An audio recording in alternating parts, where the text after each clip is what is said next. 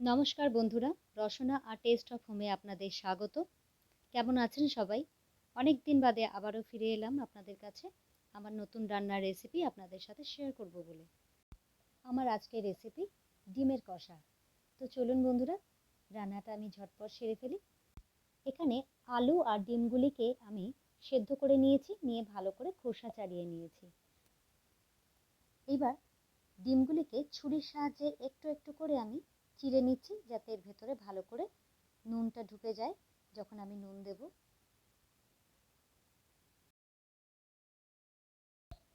এবার এতে আমি দিয়ে দিচ্ছি সামান্য একটু নুন আর হলুদ গুঁড়ো। এবার ভালো করে প্রত্যেকটা আলু এবং ডিমের মধ্যে আমি এই হলুদ আর নুনটাকে মাখিয়ে নেব। খুব ভালো করে মাখিয়ে নিতে হবে। এবার কড়াইটা ভালো করে গরম করে নিয়ে আমি এতে সর্ষের তেল দিয়ে দিলাম। সর্ষের তেলটা ভালো করে গরম করে নিতে হবে। এরপর আমি গ্যাসটাকে মিডিয়াম ফ্লেমে করে একটা একটা করে আমি ডিম এতে ছেড়ে দিচ্ছি।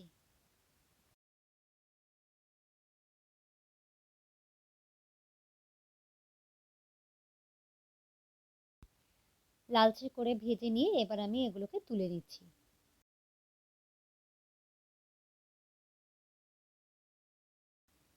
এইভাবেই বাকি ডিমগুলোকেও আমি লালচে করে ভেজে নেব।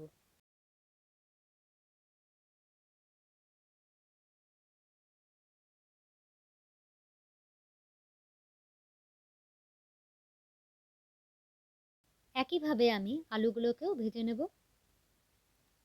একটু লালচে কালার হলে তবে আমি তুলব।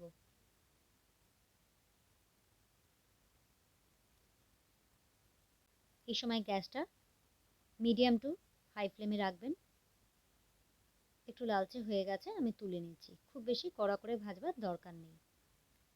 আরও একটু সামান্য আমি সর্ষের তেল এতে অ্যাড করলাম।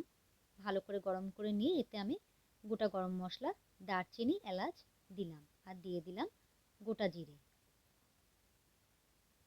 ফোড়নে ভালো গন্ধ বেরোলে এখানে আমি 4টে মিডিয়াম সাইজের পেঁয়াজ কুচি দিয়ে দিচ্ছি। ভালো করে একটু নাড়াচাড়া করে নিচ্ছি। সামান্য একটু নুন দিলাম এতে, এতে পেঁয়াজটা তাড়াতাড়ি নরম হয়ে যাবে। গ্যাসটা মিডিয়াম টু হাই ফ্লেমেই রয়েছে।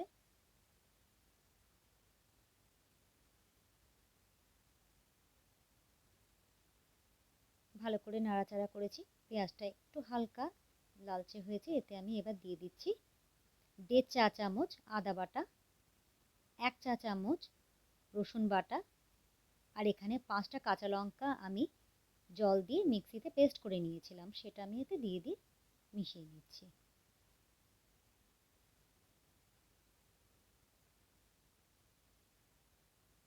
যতক্ষণ না পর্যন্ত আদা রসুনের কাঁচা গন্ধ না যায় ততক্ষণ পর্যন্ত মশলাটা কষাতে হবে।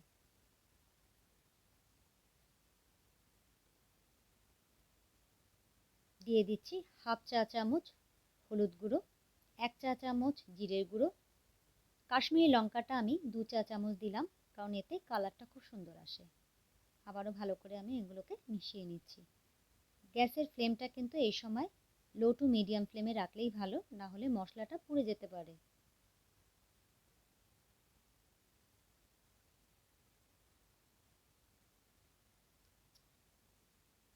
সামান্য একটু আমি জল অ্যাড করছি, যাতে মশলাটা কষাতে সুবিধা হয়। ভালো করে আবারও নাড়াচাড়া করতে হবে।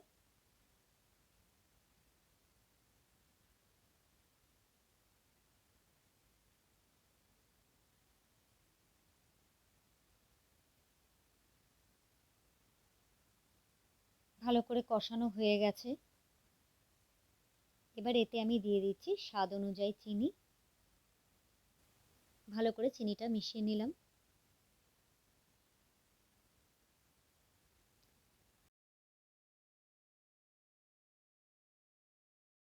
সামান্য একটু জল দিচ্ছি। জলটা আমি একবারে দেব না, অল্প অল্প করে এইভাবেই কষাতে থাকবো।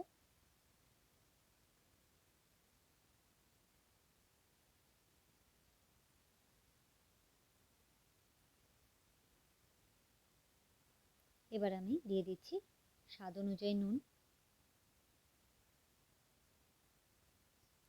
চিনিটা আপনারা যদি না চান তো দেবেন না। দিয়ে দিচ্ছি 1.5 চা চামচ মতো টমেটো কেচাপ। আবারও ভালো করে আমি মিশিয়ে নিচ্ছি। মশলা যত ভালো করে কষানো হবে রান্নার স্বাদ কিন্তু ততই ভালো হবে। এবার আমি আলুগুলোকে আগে দিয়ে দিচ্ছি, তাহলে আলুর মধ্যে ভালো করেই নুন মশলাগুলো ঢুকবে। ডিমটা আমি বাদে দেব। ভালো করে আবারও আমি মিশিয়ে নিচ্ছি। যেহেতু আমি নতুন আলু ব্যবহার করেছি তাই এর ভেতরে একটু নুন টুন কমই যায়, তো তাই আমি আগে থেকেই দিয়ে দিলাম।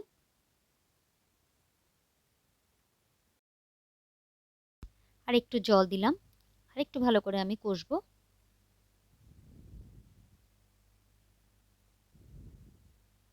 এই সময় কিন্তু গ্যাসের ফ্লেমটা মিডিয়াম টু হাইয়েই রাখতে হবে, কিন্তু ক্রমাগত কিন্তু নাড়াচাড়া করতে হবে, নাহলে নিচে লেগে যেতে পারে। এবার আমার যতটা গ্রেভির প্রয়োজন আমি সেই অনুপাতে জলটা দিলাম। যেহেতু ডিমের কষা করছি তাই আমি খুব বেশি জল দিলাম না। এবার আমি ডিমগুলো দিয়ে দিলাম। ঝোলটা ফুটে উঠলে তবেই কিন্তু ডিমগুলো দেবেন। আবারও ভালো করে আমি মিশিয়ে দিচ্ছি।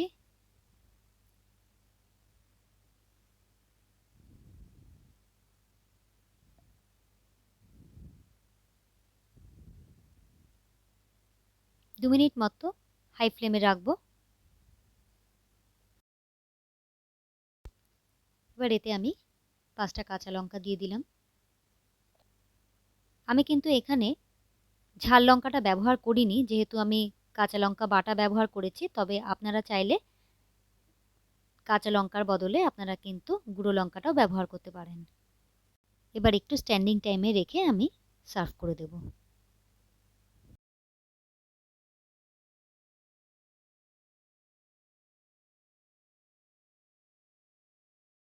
তাহলে বন্ধুরা দেখে নিলে তো কিভাবে আমি তৈরি করে ফেললাম চটপট ডিমের কষা।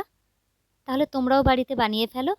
এটা কিন্তু রুটি, পরোটা, লুচি, ফ্রাইড রাইস, জিরা রাইস দিয়ে দারুণ জমে যাবে। তবে আমার কিন্তু এটা এই শীতের রাত্রে রুমালি রুটি দিয়ে খেতে ভীষণ ভালো লাগে। তাহলে বন্ধুরা ট্রাই করো এবং আমাকে জানিও কেমন হলো তোমাদের রান্না। আজ তাহলে আসি, আবার পরে দেখা হবে। সকলে ভালো থেকো। টাটা।